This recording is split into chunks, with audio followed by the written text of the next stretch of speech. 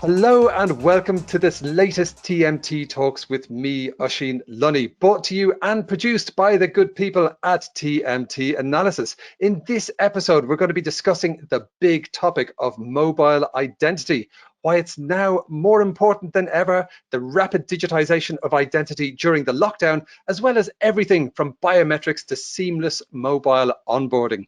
And I'm delighted to be joined by Cameron D'Ambrosi, who is the MD of One World Identity, the leading identity research, advisory and events company, and the host of the brilliant podcast, State of Identity. Cameron, welcome to TMT Talks. Thank you so much for having me. So excited to be here. And I need to have you record some intros for my podcast because everything sounds cooler with your accent. State of Identity just rolls off the tongue that much better. Oh my God, you've just made my week. Thank you so much. Listen, anytime, my friend. Happy to read any idents and support the brilliant podcast. So let's kind of start with the big question. You know, identity seems like it's more important than it's ever been before. Why do you think identity is such a hot topic right now? That's a great question. I would say it's about time in the sense that, we founded One World Identity just about 5 years ago, specifically based on the notion that we felt digital identity would be critical to, just about every industry moving forward as digital transformation kind of overtakes just about every facet of our lives.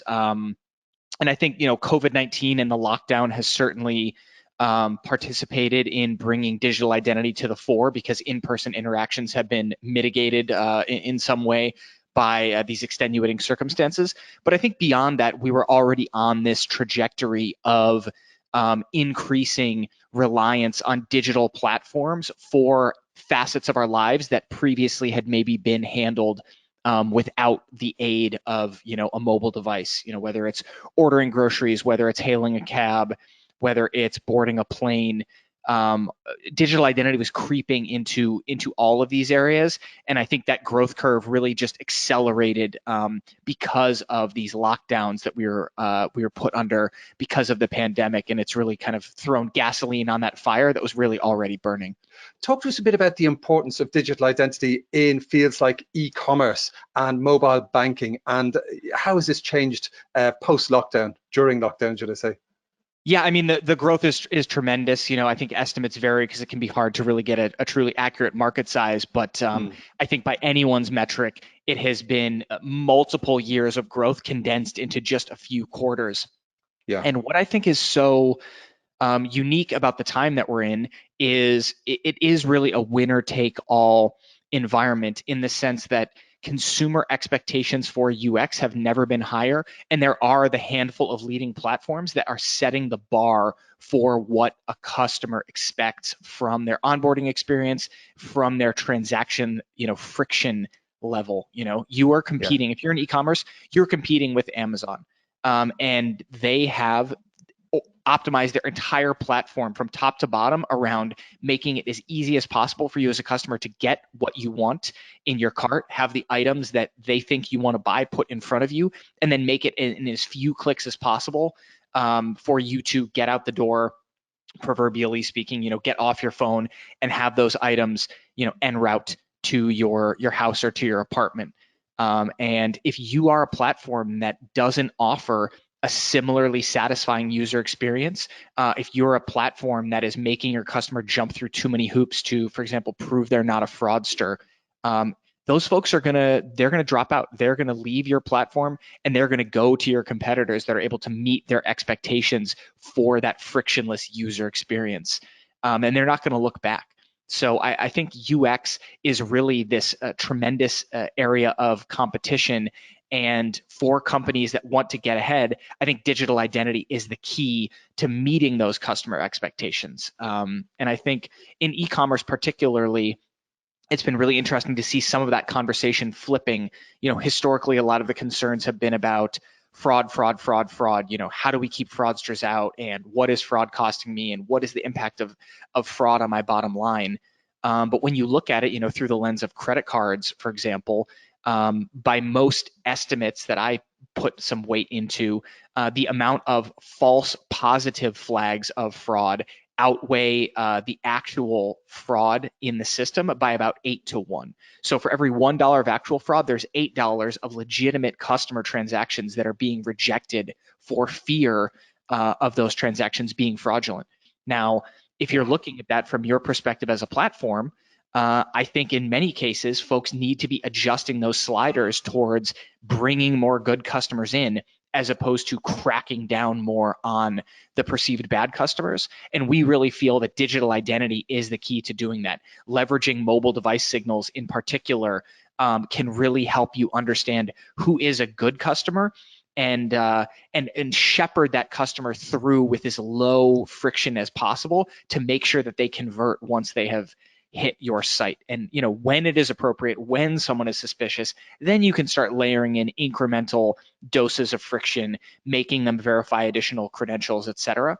But using digital identity to lower the barriers to transacting for those customers you're able to at the onset identify as good, and that is going to give you much more of an uplift than trying to squeeze more blood out of the stone by bringing your fraud rate down even below where it is already.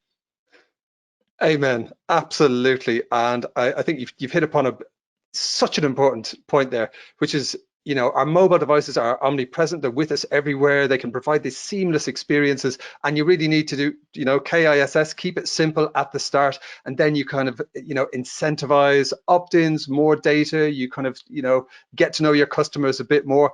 And exactly as you said there, consumers, they're not only comparing e-commerce to e-commerce per se, but they're sort of comparing anything to anything. So your competitor in terms of mobile UX, where customers have next to zero tolerance for a bad experience, your competitor is not just the leading player in your vertical, it's the last best user experience you had on your device. And this is why companies like Amazon, they started off selling books, and now they're, getting into healthcare and logistics, and they're just like this enormous disruption machine, but always with that laser focus on making the user experience as frictionless as possible. So those are such important points you raise there, Cameron. Thank you. Yeah, I think just to piggyback on that real quick, I couldn't have said it better myself. I've been saying this a lot recently, I feel, which is, to the average consumer, they do not, it is not their job to, I don't blame them for this, but it is not their job to understand, why, I don't know, opening a bank account ostensibly requires more friction than,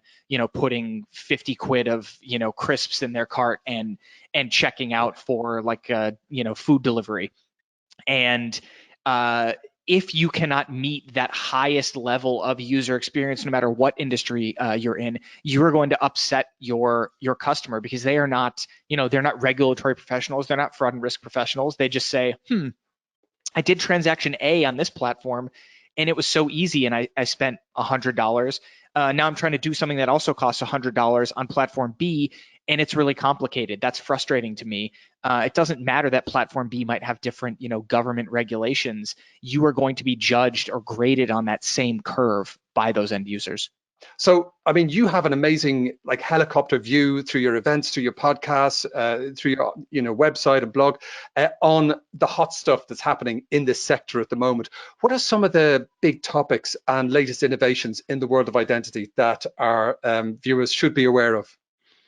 That's a great question. I think, quite frankly, a lot of what we have been hitting on with regard to the critical importance of leveraging device level identity signals to ease in user experience is really paramount. I think also, networks are a really hot topic right now. When you think about, Equifax's acquisition of Count, for example, when you think about the success that platforms like Sift, like Forder, like Signified, like Riskified have seen with regard to bringing kind of fraud and risk consortiums together, where in exchange for getting to pull down risk signals from a network, you also have to share identity risk signals back into the network. And so you end up with millions and billions of transaction level data points within these platforms that help propagate both the signals that identify bad actors, but also, more critically to some earlier points,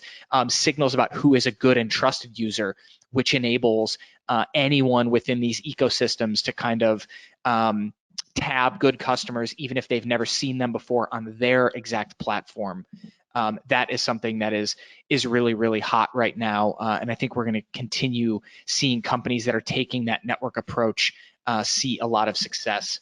Socure, another prime example of that, just raised a really blockbuster Series D round on the back of that tremendous network platform that they have built up.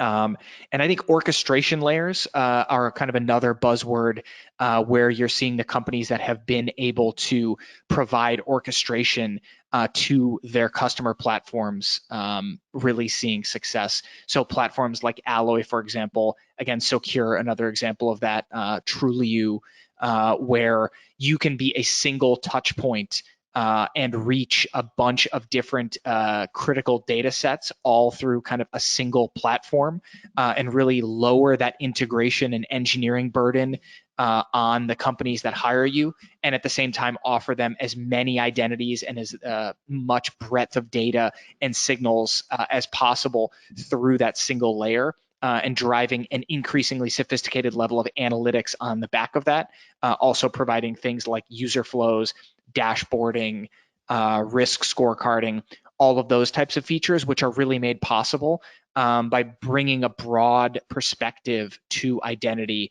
and helping your customers kind of make sense of that, even though they individually might not have scale, using these tools that let them see as many identities as possible is something that is becoming increasingly important to stay competitive. Talk to us a bit, just in case folks aren't aware of it, about the role of biometrics and how you would define biometrics at the moment. Yeah, great question. I think biometrics have a really interesting role to play in the future of identity. I think they're somewhat of a hot potato issue in the sense that the average consumer, I don't think, has the depth of knowledge necessarily required to differentiate between different types and use cases of biometrics and where some of those risks or potential civil liberties concerns might come into play. So I think it's important to kind of differentiate between one-to-one biometrics as used for use cases like authentication, and then one-to-many biometrics for potential surveillance use cases, for example. So when we're talking one-to-one biometrics, that is like your iPhone. I think a lot of people don't necessarily realize that when you do something like Apple Face ID, the biometric template that's kind of the key that your face is matching against, the dots that make up your face, they hash that with an algorithm that stays on your phone. When I go to unlock my phone, Apple or the NSA or whoever else isn't getting an image of my face. My phone is just saying, does the face presented match this version of the face that I have stored in kind of algorithmic form? Then there's one-to-many biometrics, which is that template lives in a cloud oftentimes, and anytime a face is presented, like by walking in front of a CCTV camera, you are scanning and looking, okay, I have this face, now let's check it against a million faces. Do I have a match to see, like, okay, that face that walked by, we know it's Cameron D'Ambrosi. I think there are use cases for each of these types of biometrics, but I think one-to-one biometrics for use cases like multi-factor authentication are where we're seeing a lot of growth right now. And I think where these types of technologies can be implemented can really be done in a privacy preserving way. I think consumer education is going to be key to getting consumers to understand what the trade-offs and limitations of this technology is. But I think biometrics are going to be key for getting multi-factor authentication into the hands of as many consumers as possible, hopefully ending our reliance on the password, which, one, mitigates risk for things like account takeover, but two, going back to, I guess, what's now the buzzword of today's talk so far, which is user experience. a good authentication flow that relies on multi-factor authentication, step-up levels of authentication, including things like biometrics, as opposed to a single factor like password, really have the potential to delight your customer, most importantly, while at the same time getting that benefit of reducing that account takeover and fraud risk simultaneously. So I think biometrics really show a lot of promise in that regard. So there does seem to be kind of two trends in the world around identity. And on one side, you've got your major enterprises like Google and MasterCard. And then on the other side, you've got state-supported or backed identity solutions. Do you think these are going to just coexist in tandem? Do you think there's going to be some overlap? What's your take on these kind of two parallel paths in the world of identity at the moment? Yeah, fantastic question. I think to some degree, the cultural element is an element that I don't know is necessarily top of mind in these discussions, and one that I think merits really critical thinking when it comes to, okay, who you think might have a chance to come out on top, in a market like the US, where consumer sentiment towards something like a unified federal ID has always been the US populace has just been vehemently opposed to anything that looks like a nationalized ID card. On the other hand, you look at countries like the Nordics with a program like Bank ID that really shows a high degree of integration between government services, private sector, with a national ID system at the heart. Estonia, another example, where that can work. Now, those are smaller nations population-wise, and also I think have just a more familiar level of consumer acceptance of a federal ID or a national identifier, a national identification card, where turning that into a digital credential is something people are more tolerant of. So I guess all of that is a very long-winded way to say I think there are paths forward for both of these types of credentials. And I think in the US, where I probably have the most experience and depth of knowledge, particularly on this issue, we are seeing some really interesting advances with platforms like ID.me, for example, with some of these nascent pilot programs with groups like Idemia that are looking to bring digital driver's licenses kind of into reality. So I think those are going to play an increasingly large role in the digital identity space moving forward. I mean, you've obviously been like super busy with, pivoting to a virtual and hybrid space for all of your stuff and moving all of your content and thought leadership stuff online. What other things have you been up to during the lockdown? We welcomed my son Wes to the world in October. Welcome, yes. So that has been keeping my wife and I on our toes. Certainly, he's our first kid, other than our mischievous fur baby, Ginger, the miniature golden doodle. Nice. So that's really been kind of the story of a lockdown. My wife was pregnant during basically the entire, well, I guess the full entirety of the lockdown. So that was kind of wild, but if anything, was probably good because it kept us from drinking too much recreationally while we had nothing else to do. And then beyond that, really excited to the degree that digital identity has really come to the fore. So that increased demand has really kept us busy as an organization. As you were talking there, I heard your mischievous labradoodle fur baby. Remind me that I should mention the great white paper that you guys put together with TMT Analysis, and I can recommend this to absolutely everyone who's tuning in. It really does nail some of the issues you need to know about in this new world, this new normal. It's a cliche, but it's true. And this is called Building Better Credit: How Alternative Data and Partnerships Can Reshape Banking. I'm going to tell you a little bit about the white paper, and we are going to, of course, share this in the notes around our episode of TMT Talks. A multi-generational shift towards mobile banking has altered the data that banks can use to understand a customer's credit risk. In this new report, in partnership with One World Identity, TMT Analysis explore alternative credit's potential and how banking could benefit from moving past the standard financial identity system. The white paper is available on the TMT Analysis website at tmtanalysis.com or via the link on your screen right now. Okay, so thank you to the mischievous fur baby, for that reminder there. While I have you here, perhaps not on the subject of identity, but we do have a question from a friend of the show, Travis, who asks, what's your view on ketchup on hot dogs? Strong anti. I will say I do prefer the UK ketchup that has a bit more of a vinegar kick to it. It's a completely different flavor for folks who aren't familiar. I do think it is better. American ketchup is far too sweet. It is not balanced. But in general, I view mustard as the primary acceptable condiment for hot dogs. Firm stance on that. I don't know how you feel about this topic. There's a line in the sand and it should not be crossed. And on one side there is mustard.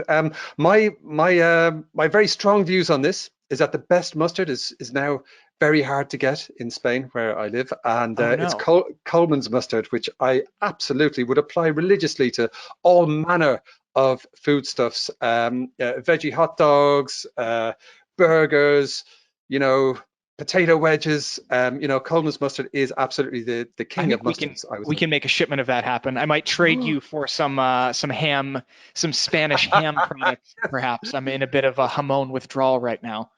Are you kidding me? The jamon grows on trees over here. Literally, I can just pick you off a couple of legs and stick him in the post. That is a deal. That's a trade that's happening. Thank you. That's fantastic.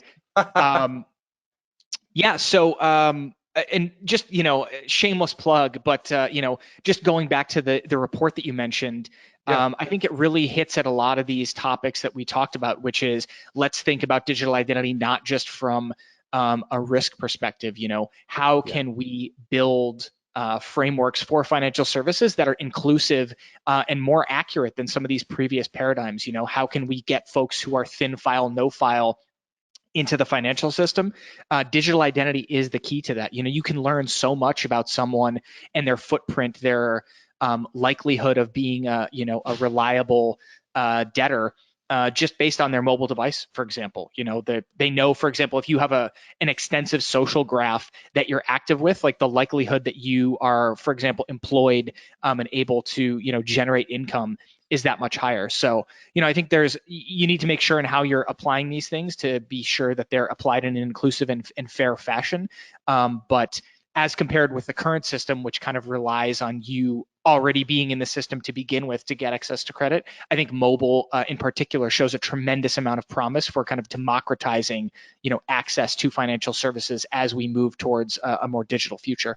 So that's it for our latest TMT Talks with me, Oisin Lunny. Thank you so much to Cameron D'Ambrosi from One World Identity and to you for watching and listening. Don't forget, you can carry on the discussions via the hashtag TMT Talks, or you can email me at oisin@tmtanalysis.com or post a comment on the TMT Analysis YouTube channel. And we can all carry on the party via the TMT Talks Spotify playlist.